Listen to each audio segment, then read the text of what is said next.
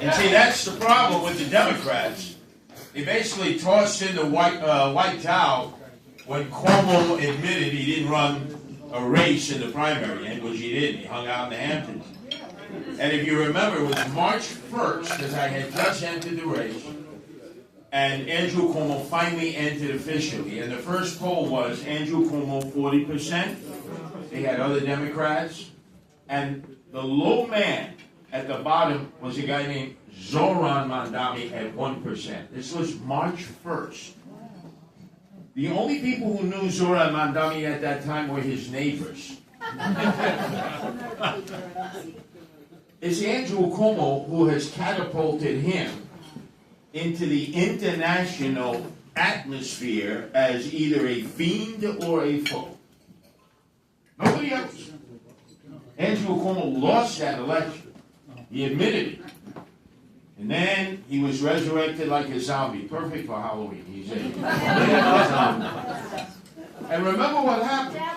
On June 24th, Cuomo throws in the white towel. It's over, right? And then who emerged? The most crooked mayor we've ever had in New York City. And boy, is that saying a lot. Eric Adams. Oh, yeah. All of a sudden, he was going to save the city that he destroyed.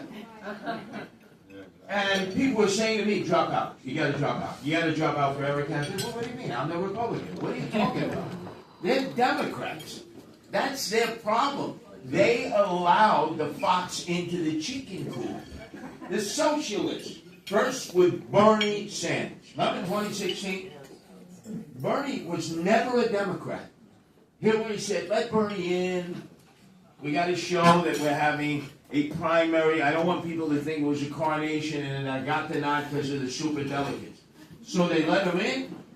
And remember, he actually won the popular vote and the caucuses. If it wasn't for the superdelegates, it would have been Donald Trump versus Bernie Sanders in 2016. Then, remember, 2018, a woman that nobody knew might have been working here at the Empire State House, AOC. Everybody said hard worker, but not really politically astute. Goes out there, not with the Working Families Party. They supported Joe Crowley, the Democrat who would have been Hakeem Jeffries today, a heartbeat away from becoming the Speaker if the Democrats win the midterm elections. Joe Crowley didn't run a campaign. AOC and the DSA went out, did old-fashioned retail politicking, knocked on doors, made phone calls, emails, texts, and they were relentless, and they overwhelmingly beat Joe Crowley. So the Democrats were asleep for Bernie, asleep for AOC, and asleep for Zoran Mandami. So all of a sudden, we Republicans have to deal with the burden of the Democrats being taken over by socialists, and they won't fight for their own party. They refuse to fight. How many of you got letters and phone calls before this mayoral election suggesting that you give up your Republican Party affiliation and become rent-direct Democrats just to help them fend off the socialists? You all did. Yeah. And in 2021, you all did. They can't fight their own battles. So Eric Adams won and done because the price was right. Bob Barker finally figured out the right price, and Eric Adams was out. And then all of a sudden, everybody started running back to Andrew Cuomo, a disgraced governor who fled fearing impeachment, 15,000 dead elderly in his wake. No cash bail, raised the age, closed Rikers Island. I can go on and on and on. 43 cop killers released in 8 years by his parole board. Wow, we could spend a half hour just talking about all the baggage that he created for us in the state of New York. And in fact, if you remember in that second debate, when I turned to Zoran Mandami, I said we could put your entire resume on a cocktail napkin. Everybody laughed. And I saw Andy laughing in the side. But I wasn't going to let him get away with it. So I turned and I said, Andrew, and all your failures, it could be put into a New York Public Library building. Those are the values are different. And the problem with some of our fellow Republicans is they're like Rodney Dangerfield. They have no self-respect. None. I hear more from Republicans than Democrats. I'm the most active candidate. I'm out there 20 hours of a 24-hour day. I'm in every neighborhood. And remember, I'm the only candidate who's in the subway every day, so you run into a lot of Democrats, a lot of Zoronistas, a lot of people who don't share Republican values. But right away, they'll have conversation with me and they say, you know, I love what you stand for, but you got an R in front of your name. And you see, I think that's the burden that too many local Republicans bear, is that they don't think they can win a citywide election. They don't think it's a waste of time. You can't. There are so many Democrats. Well, excuse me. The person who endorsed me over a month ago was Rudy Giuliani. Yeah. The best mayor we have ever had. Law and order. You put this city back from being in the abyss. And they told Rudy the same thing. You can't win. You can't win. You're a Republican. In fact, in that first election against David Dinkins, 1989, he was 16 points down in the poll. Do you know the night of the election, he lost by 2 percentage points?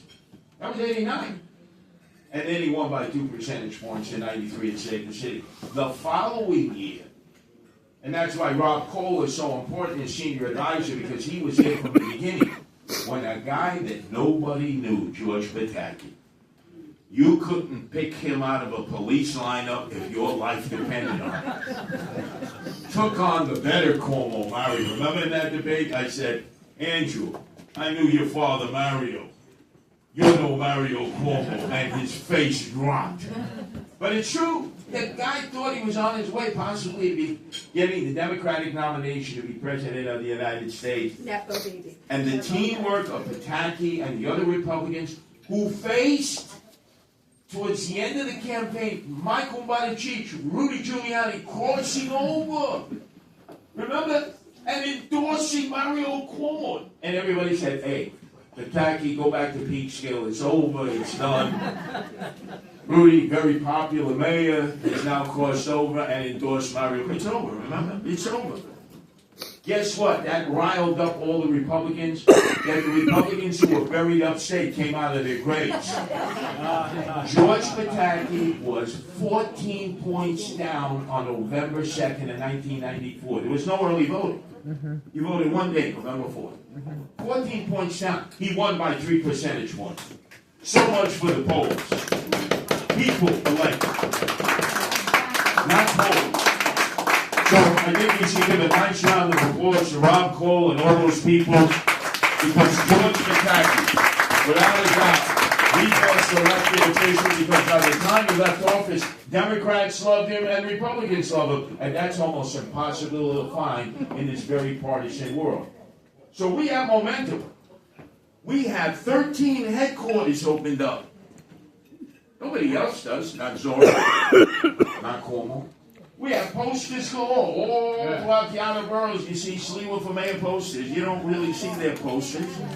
And we have energy. If you notice the crowds outside of the debates, our crowds were larger, more energetic.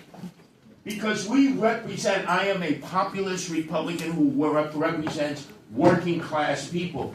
That is the majority of the Republican Party nowadays. It has turned upside down. The Dems used to be the party of the working class, no longer. So we represent a new wave. And I know that some Republicans have wavered, and I don't wish them any harm.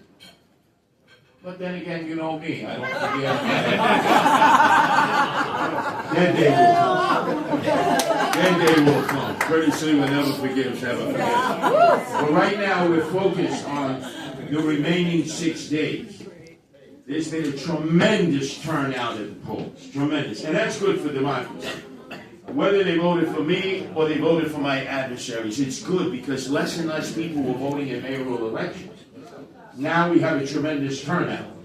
And there are a lot of Republicans turning out for the very first time. You know why? Yeah.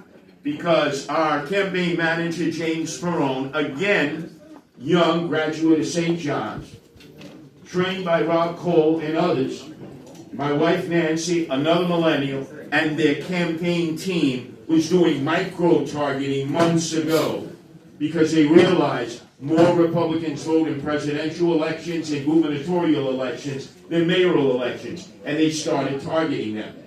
And we've had our Get Out the Vote effort, going door to door, knocking on doors, leaving lit, emailing, texting, snail mailing, constant phone calls. It's all about getting out to vote. It's not a poll that's going to elect you the mayor. It's not TV commercials. It helps, but to be honest with you, the majority of the people who look at the TV commercials, most of them don't even live in New York City. They're in the surrounding tri-state area. And they'll say, oh, that's a great TV commercial, pat you on the back. Where do you live? Oh, I live in Westchester. That makes me feel good. It's an ego boost, but it's not a vote. So we know the pathway to victory. We know how the Zoronistas got Zoran the primary victory. They're out there. We run into them all the time. We don't run into Cuomo people at all. His campaign is based on a dystopian notion. It's very dark. He's a very cold-hearted man. And many people are creeped out by him for a lot of reasons. So we have to hold the line. Our values are completely different than the Democrats. And that's what you have to continue to say. Do we sacrifice the Republican Party in New York City? No. We elect Lee the mayor, and next year we elect Elise Stefanik the governor. So that we get to sit and stay on track like Ruby and the attack he did. But what it's going to mean is that you got to hold the line. Because the homosexuals are now coming from a vote. They are. I know this campaign well. Exactly. I can show you some chats. Exactly. So they can't get their own vote. They've hit a plateau with Democrats who know Cuomo. So now they're coming for Republicans because they want to find the Rodney Dangerfields in the party. People who don't believe that Republicans can win in the city or the state. We hold the line. We continue to work this campaign over the weekend, through Monday, and then to the ballot box on November 4th. And we will be victorious because we represent the principles, the law and order belief system that's going to save this city. We now live in a city that's best known around the world for locking up toothpaste and not criminals. We're a laughingstock. We really, you think any Democrat is going to change that? If anything, even if it was Cuomo or Zoran who got elected, you'd have to lock everything up in the store. So understand, I represent those principles. When you're explaining to people who is Zoran Mandami, because he's a very affable young man, he smiled. Every time his smile gets bigger, it's like Pinocchio when his nose gets bigger, his smile gets bigger when he's lying. It's like that song, remember, at 84, Sade, Smooth Operator. The smoothest operator of all was Barack Obama, and even to this day, he is a smooth operator. On the JV team is Zoran Mandami. They know, be affable. But his fantasy will never be a reality. And we're the only ones that can prevent that. And should he win, God forbid, Hashem forbid, Buddha forbid, Allah forbid, I hope they all forbid it. But should it come out that he's the mayor, what did Andrew Cuomo tell his billionaire friends out in the Hamptons? Oh, I'm running to Florida with you. Would you want to be in the foxhole with Andrew Cuomo, who's always dropping out and running, dropped out running against Carl McCall, dropped out being governor, and it suggested that if Zoran Mandami wins, he's dropping out and running to Florida? No. I believe improve, don't move. I stay. I fight for what I know is right. We fight. That's who we are. And I'm going to finish on this note, because I got to run up to the Bronx once again. We're hitting 5 boroughs a day. There is so much fear, hysteria, that have gripped the people of New York City. I've been in the streets for many years. I'm a street warrior. If I blink in the streets, I'm dead. I've been surrounded at times, guns to my head, guns to my left, guns to my right. And on that one occasion, they shot me 5 times with hollow point bullets, and luckily I survived. But when you exude such fear and fright and hysteria, your enemy feeds off that. The Zoroasters feed off that. Remember, this is no different than the 60s. How many of you grew up in the 60s? Raise your hand. Okay, you know, I grew up in the 60s. Counterculture, don't trust anybody over 30. Doesn't matter if mommy or daddy had you on a blind trust and were putting you through college and paying for your rent. You defied them. My parents told me, don't grow your hair long. I grew my hair long. Don't go to concerts. I went to concerts. Don't join the anti-war movement. I joined the anti-war movement. Don't vote for George McGovern. That was my first vote, not Richard Nixon. Remember? It's the same thing. It's a generational change. And the young people are rebellious. They're angry. And part of the reason is they're right. Our party did them wrong with these student loans. My wife is a millennial. She's an attorney. She's told me if we weren't married, I'm an attorney, I'd probably have roommates because of the cost of rent. But before I could chip into the rent and live in a dormitory again like I did in Stony Brook and Brooklyn Law, I have to pay the crushing student loans, which is like a big, by the Banana crime family. I see her figures. I said, Nancy, you'll never catch up. All you're paying is the VIG, the interest. You will never catch up. They don't have the American dream. That's why they're angry. They can't buy a home. They can't buy a car. They can't have privacy. They were told, go to 4 years of college, get your graduate degree, and you'll live the American dream. And now they're being told, there's AI, artificial intelligence. So if you're a CPA, if you're a financial analyst, if you're a lawyer, there goes your job. And they see it coming.